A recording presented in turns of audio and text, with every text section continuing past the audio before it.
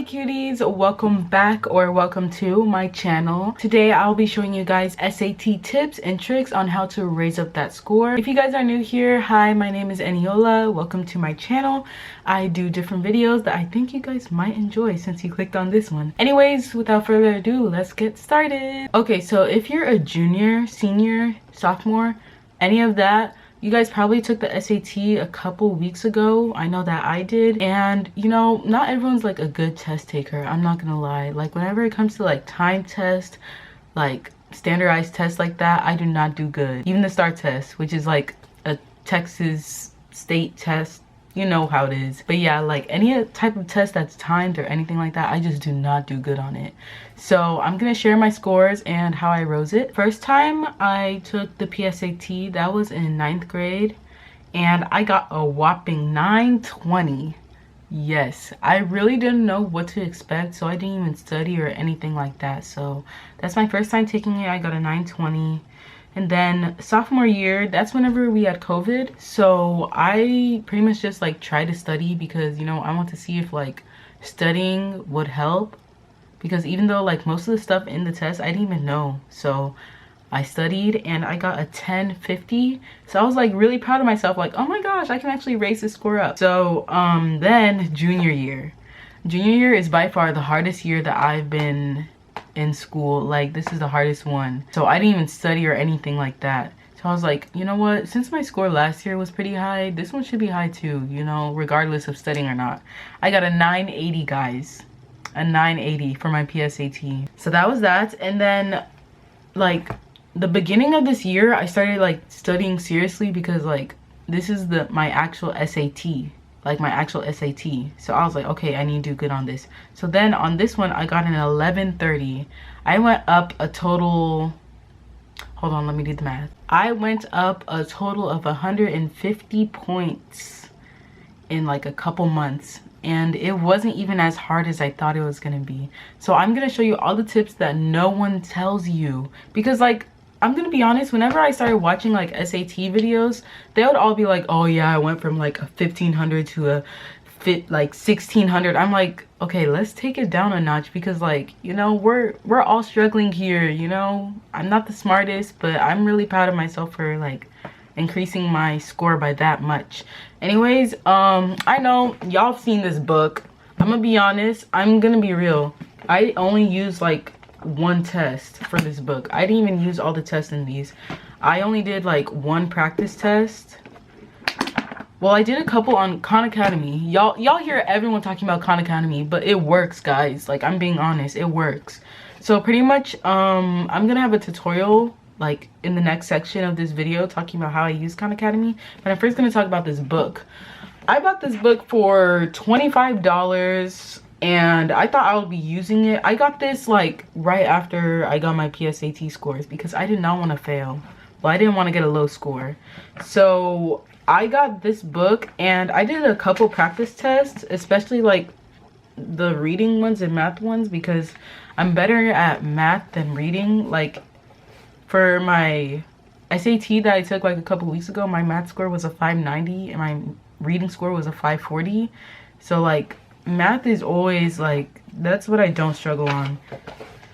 But I tried to do the reading sections and I just have a lot of trouble with that. So I tried to do the practice tests, and then this was before I took my SAT. On the practice test I got a 1060, which is roughly like the same score I got my sophomore year, which I wasn't really mad about, but you know, it is what it is and I'm just growing from it, you know. So you can practice using the book. Don't really recommend it because like you get the questions wrong and they tell you why you got it wrong, but you're not like learning why you got it wrong, you know. They just say, oh, it's wrong because of this, oh, it's wrong, or this question is right because of this. Like you're not really learning. I don't know if that makes sense, but I don't know, I just didn't really like the book. It wasn't for me. And the good thing, like whenever it comes to the SAT, you need to know your learning style. Like, are you more of a straightforward test taker using the book, all of that, or are you building up your knowledge on why you got that question wrong, and like from there you won't get it wrong again because you understand it? That's just me. I can't do it like this. I can't. So before you start like buying books and all that, you need to know how you learn. That's one point that I want to make. Here are the needy, greedy, I don't know what they say, but this is what you need to know. This is for the people that have trouble with the time, catching up with the time. Your goal for the SAT, I'm going to tell y'all right now, do not leave any answer blank. They count that wrong. But you don't leave any answer blank. You have a 1 out of like 25% chance of getting that question right if you guess on it. So don't leave any question blank. Okay? Okay. So next we are going to talk about the reading section specifically. The reading section is about 65 minutes and there's like 52 questions on it. That seems like a lot, I know it is, but there's a specific way you should go to where you're not spending so much time on one passage. So the first tip is that you should actively skim. This is whenever you're looking at the main parts of the paragraph, and you know how your reading teacher is always like, okay, after you read a paragraph, note down the main points of that. Y'all don't do that. It's gonna take up too much time. Your goal in this section is to spend about 12 minutes per paragraph. That's like, it sounds like not a lot of time, but it is whenever you actively skim. Whenever I say skim, you're gonna look through all of it. Like first, okay, so what I did is I looked at the beginning of the sentence of the paragraph and then looked at the end of the reading. And then I started like quickly reading all of it. And it's really hard. It gets hard to get used to, but believe me, y'all, it works. Like, I actually had extra time on the reading section. So, yeah. Next, you want to look at your reference questions. I'm gonna leave, I'm gonna leave a section over here. Your reference questions are the questions that have the numbers in it. Like, oh, what does this question say? What does this word mean in line 4? What does this mean in line 56? Based on line something, that's like quick, easy answers you guys can get. You just have to look through it and you'll get the answer from there. Okay? So that's the first set of questions you want to start on. And then you want to go to the concept questions. Now, the concept questions is where it's like, oh, what is the main idea? What is the main part? Words like that. That's when you want to start on those questions. And then you take a second look at your questions. Make sure they all match up. Make sure that the answer goes with the right place. All of that. And your reference questions, I forgot to mention, they also include words. So like, what does this word mean? All of that, that's what you're gonna look at. So there are a total of, okay, so I'm gonna go over the time limit that you're supposed to go on. Actively skimming the passage should take no more than 4 minutes, because I'm saying if you spend too much time on that, you're not gonna have enough time to answer the questions. So you really want to spend like at most 4 minutes on reading that passage. And whenever you take the test, don't look at the time all the time, okay? All the time. Yeah. But don't always like focus on the time, because, you know, it's gonna distract you. I'm gonna be honest. Then you're gonna spend no more than 2 minutes. Hold on. Spend no more than 4 minutes on those reference questions. That's already 8 minutes. You only have 12 minutes per passage. So that's already 8 minutes, okay? So then you're gonna spend no more than 2 minutes on those concept questions. There's not many concept questions per passage, so you're not gonna spend as much on those than, you know, everything else. Then those last 2 minutes you're gonna spend like taking a second look, double check your work, make sure that everything looks good, make sure you're bubbling your Scantron good, it's not like all messy or anything, because that can mess up your score too. And by the time you're done, that's 12 minutes already. Yeah, there's a total of 5 paragraphs in that reading section. If you want to go from easiest to hardest, here's the order. You guys need to remember these numbers: 2, 3, 5, 1, 4. The fourth passage is the hardest passage.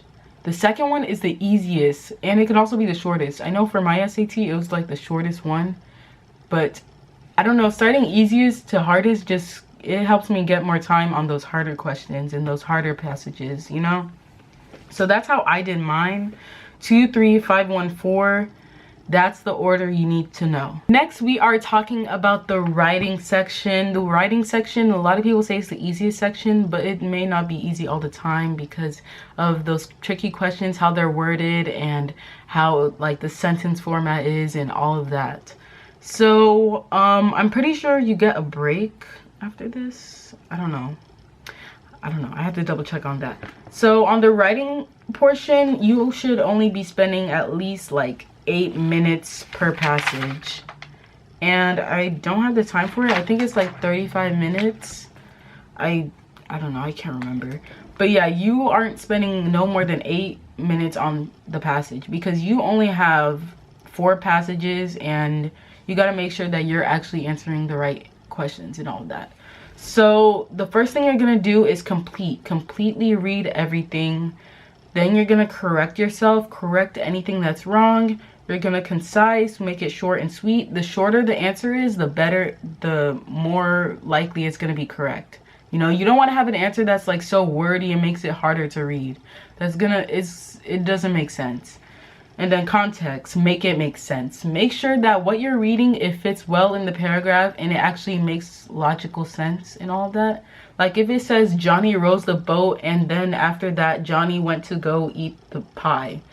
It shouldn't be that long. You shouldn't have to like add more sentences to make it make more sense, if you know what I mean. Yeah. Also, this is just a little tip. If you have the word such as, there should be a comma before that. You can't have such as like without a comma. That's just a tip, like, because I know I saw that on the test. I was like, wait, what? But if you need a comma, you need a comma before it. So that's pretty much it on the writing section. Make sure you're bubbling in correctly, all of that. Next, we have the math section with no calculator. There's a total of 20 questions on it. And there's a total of 20 questions on it. You want to start with the grid questions. The grid questions are the hardest questions. I'm just pointing that out. These are the hardest questions on the test. So you need to do those questions first, because once you get to I know once we start doing the PSAT, we go 1, 2, 3, 4, 5, all the way to the end, and we're stuck on those grid questions because there's no answer to choose. You have to solve it to get the answer.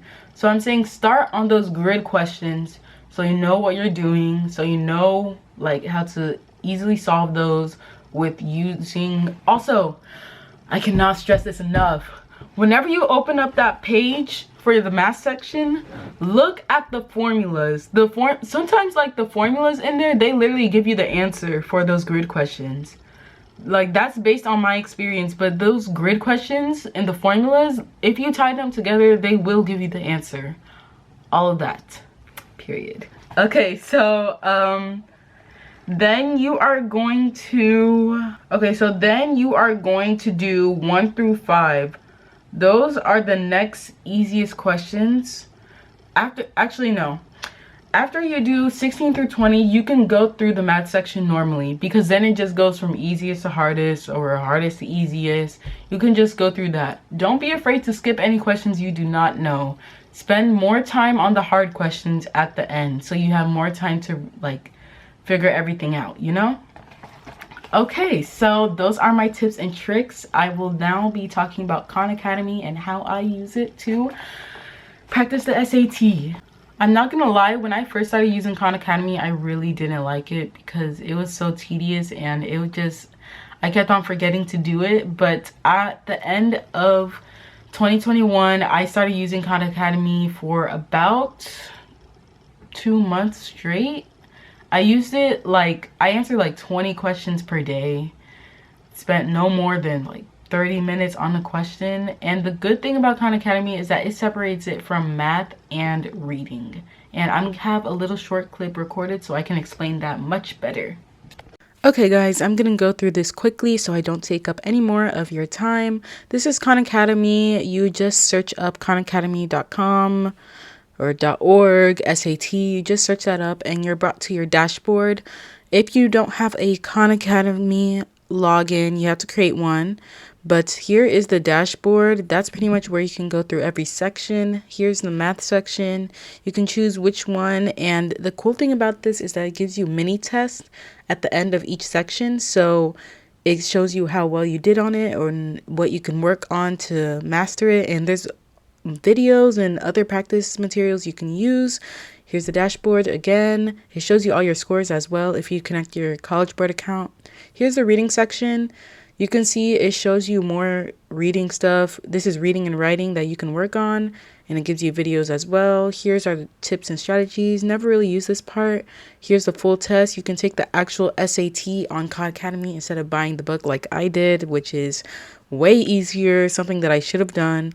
And then you can review the sections that you've been working on. I really recommend that you guys check this out because it definitely helped me and it'll help you too.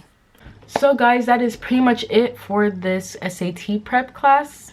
Ooh, I feel like a teacher, not gonna lie. Anyways, I hope you guys enjoyed. If you're new here, don't forget to click that subscribe button for more content. If you guys enjoyed this video, please let me know in the comments. Leave a big like and all of that. I hope you guys have a good luck on the SAT exams. Guys, it is not easy. I know people make it seem like it's easy, but for like test takers that are struggling with time and everything like me, it is not that easy.